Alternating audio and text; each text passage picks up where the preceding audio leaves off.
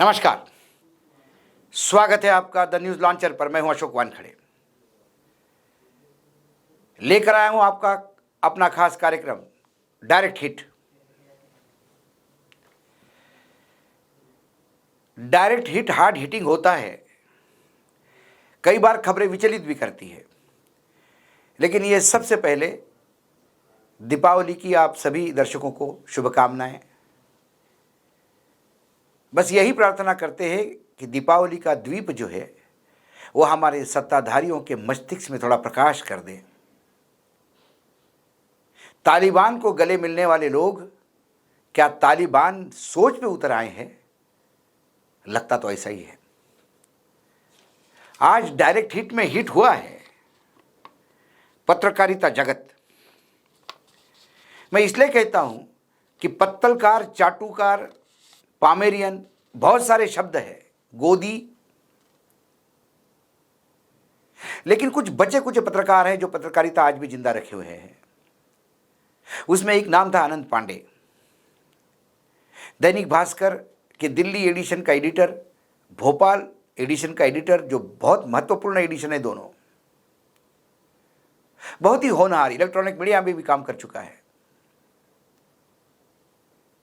उस आनंद पांडे और उसके सहयोगी हरीश दिवेकर को आज जयपुर की पुलिस भोपाल से अरेस्ट करके ले गई आईटी एक्ट के तहत।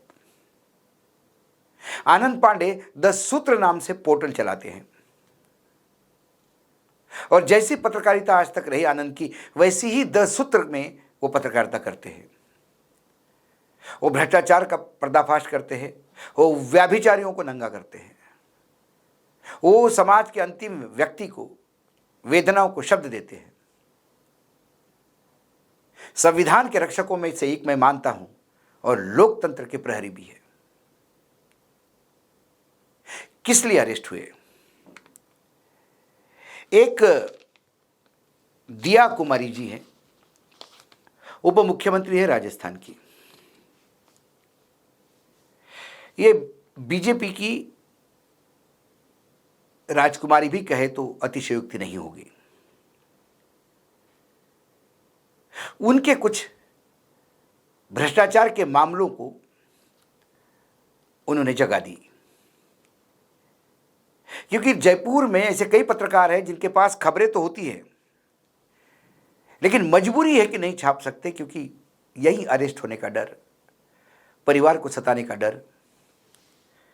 कहते हैं ना, तालाब में रह के मगरमच्छ से बैर कौन करे। लेकिन कुछ लोग हैं जो सर के कफन बांध के पत्रकारिता करते हैं, उसमें आनंद पांडे भी है। कई बार हम दिल्ली में बैठे रहते हैं और कई राज्यों की ऐसी खबरें आती है तो कई दर्शकों को भी लगता है कि ये कितना इनका संपर्क ये है। वो नहीं, खबरें बहुत है। इस देश में बहुत भ्रष्टाचार हो रहा है, बहुत व्याभिचार हो रहा है, संविधान की अवहेलना हर रोज हो रही है, पिछड़ों का उत्पीड़न की लिमिट नहीं है, लेकिन खबरों को जगह कहां है? तो पूरे देश से जो लोग बोलते हैं उनके पास खबरों का भंडार पड़ा रहता है। ऐसा ही राजस्थान से कस्बे कस्बे से खबरें 10 सूत्र के पास आती थी, क्योंकि उनको लगा कि 10 सूत्र इन तमाम जगह को प्लेटफॉर्म, इस जो प्लेटफॉर्म है उनका, इन तमाम खबरों को जगह दे रहा है। तो कैसी खबरें थी?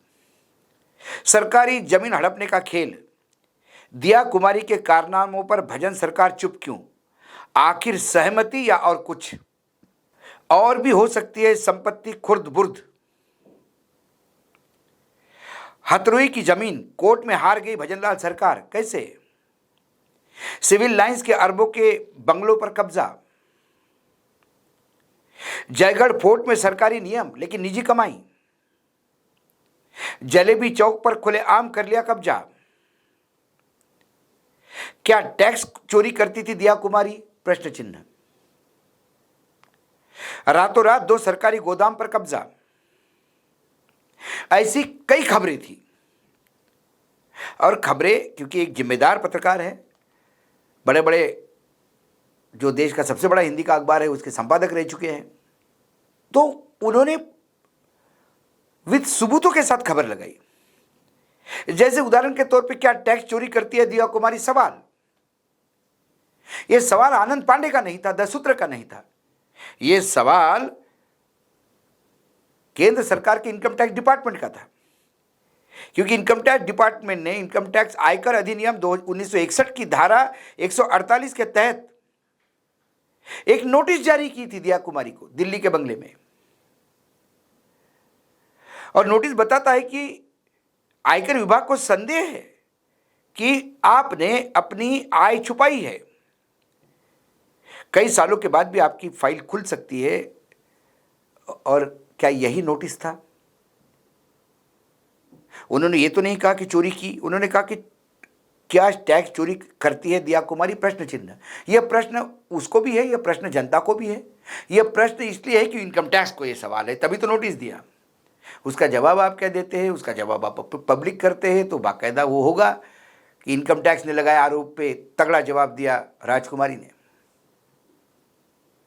इन तमाम खबरों के खिलाफ दिया कुमारी जी बाकायदा कोर्ट जा सकती थी। यदि 10 सूत्र से इतनी परेशानी थी तो बाकायदा डिफेमेशन सूट फाइल कर सकती थी। कोर्ट में केस होता, नोटिस होता।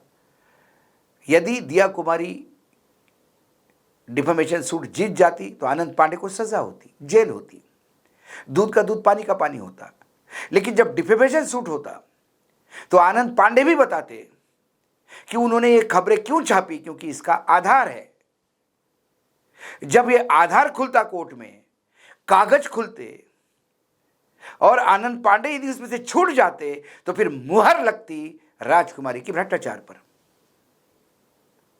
इसलिए ये शॉर्टकट अपनाते हैं, जो नया आईटी एक्ट बनाया है पोर्टल्स, डिजिटल, सोशल मीडिया के लिए। अब आईटी एक्ट के तहत आनंद पांडे अरेस्ट हो गए। उसके बाद आनंद पांडे जी जाएंगे कोर्ट, और कोर्ट में क्या हो रहा है आजकल सबको पता है। लोअर कोर्ट में जमानत नहीं होगी, उसके लिए भी अभी 2-4 महीने टहलाया जाएगा। वो हाई कोर्ट जाएंगे, हाई कोर्ट में भी टहलाया जाएगा, फिर सर्वोच्च न्यायालय आएगा, फिर सर्वोच्च न्यायालय कहेगा नहीं कि फिर से केस चलने दो। हमने देखा है कि हमने कई बार कहा है कि अब न्यायपालिका भी 2 तरह से देखती है चीजों को। सिस्टम के साथ कौन है, सिस्टम के खिलाफ कौन है। वांगचुक बहुत अच्छे थे जब तक सिस्टम के साथ थे। उन्होंने सिस्टम पे जरा सवाल उठाया, जेल में अंदर, और अब जमानत पे तारीख पे तारीख, तारीख पे तारीख। और अर्णव गोस्वामी मुंबई में अपना ऑफिस रिन्यूट करते हैं, बनाते हैं। आर्किटेक्ट को पैसा नहीं देते, वो पैसा मांगने जाता है, उसके साथ मारपीट होती है, ऐसे आरोप है उसके। उसके बाद वो अपनी जीवन लीला समाप्त कर देता है। उसके मृत्यु के बाद उसका परिवार लड़ने लगता है। केस बनता है भाई, नाम लिख के गया है, वो सारी ईमेल बता के गया है, सारा कन्वर्सेशन जो ईमेल में हुआ वो बता के गया है। लोअर कोर्ट में केस रजिस्टर होता है। हमारे पत्रकार, जो देश के सबसे बड़े पत्रकार माने जाते हैं, अर्णव गोस्वामी, अरेस्ट हो जाते हैं। ये जमानत के लिए लोअर कोर्ट नहीं जाते, ये सीधे हाईकोर्ट पहुंचते जमानत के लिए। बड़े पत्रकार ना, देश के दामाद है भाई। हाईकोर्ट उनको कहता है कि आप लोअर कोर्ट से तो पहले जाइए जमानत लेने। हम लोअर कोर्ट को आदेश देते हैं कि 1 सप्ताह के अंदर आपका केस हियरिंग पे लाए और जमानत पे विचार करें। लोअर कोर्ट ने नहीं दिया तो हम यहां बैठे हैं। लेकिन अर्णव गोस्वामी को ये बहुत नागवार गुजरता है।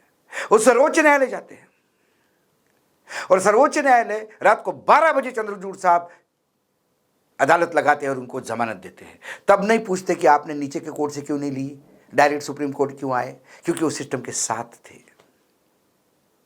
तो आनंद पांडे सिस्टम के खिलाफ है, तो आनंद पांडे को अभी कुछ दिन जेल में रहना पड़ेगा। कौन है दिया कुमारी जी?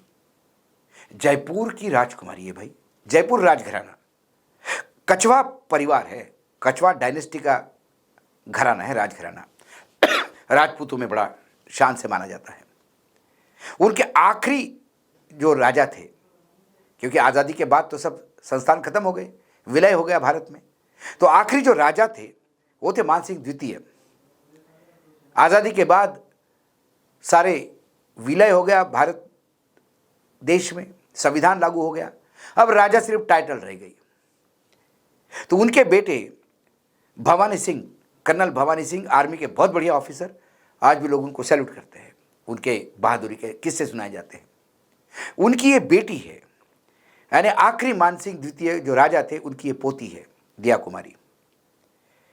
दिया कुमारी का स्कूलिंग मॉडर्न स्कूल में भी हुआ दिल्ली में, बाद में जीडी सोमैया स्कूल में भी गई मुंबई में, उसके बाद आखिर गायत्री देवी जयपुर जो पब्लिक स्कूल है उनके ही जो सौतेली दादी है उनके नाम से जो स्कूल था गायत्री देवी के नाम से, उसमें पढ़ी। 3 अलग अलग स्कूल में पढ़ने के बाद फिर ये लंदन गई ग्रेजुएशन करने के लिए। वहाँ चेल्सा स्कूल ऑफ आर्ट्स में उन्होंने फाइन आर्ट्स में ग्रेजुएशन किया और फिर बाद में बताया जाता है कि उन्होंने फिलॉसफी में एमआईटी यूनिवर्सिटी जयपुर उसमें डॉक्टरेट ली। इन्हें शादी की, प्रेम विवाह था नरेंद्र सिंह से, उन्हीं का कर्मचारी था, सिटी पैलेस का एक एम्प्लॉय था, उससे उन्होंने शादी की 1997 में। शादी के समय पूरा राजपूत समाज राजस्थान का इस शादी के विरोध में खड़ा हो गया और बहिष्कार किया, क्योंकि ये स्वगोत्र शादी थी, सनातन के धर्म के खिलाफ थी। लेकिन भवानी सिंह ब्रॉड माइंडेड थे, उन्होंने बेटी के सामने थोड़ा समाज का भी विरोध सही लिया और शादी कर ली। नरेंद्र सिंह से इनको 3 बच्चे हुए।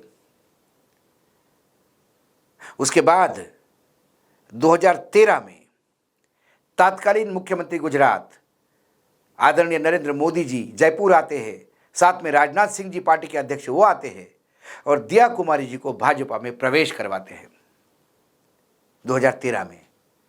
ये सब शायद नरेंद्र सिंह को नहीं भाया। उनका 2018 दिसंबर में डाइवोर्स हो गया। उसके बाद 2013 में सवाई माधोपुर से वो एमएलए रही, विधायक। उसके बाद 2018 में चुनाव ही नहीं लड़ी, लेकिन 2019 में राजसमंद से सांसद रही।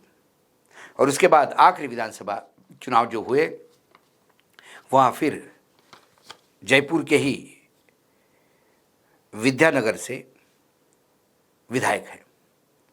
अब जब सरकार बनाने का टाइम आया तो जयपुर या राजस्थान में सबसे पॉपुलर, सबसे लोकप्रिय नेता वसुंधरा राजे सिंधिया, सिंधिया परिवार की बेटी, झालावाड़ के महारानी,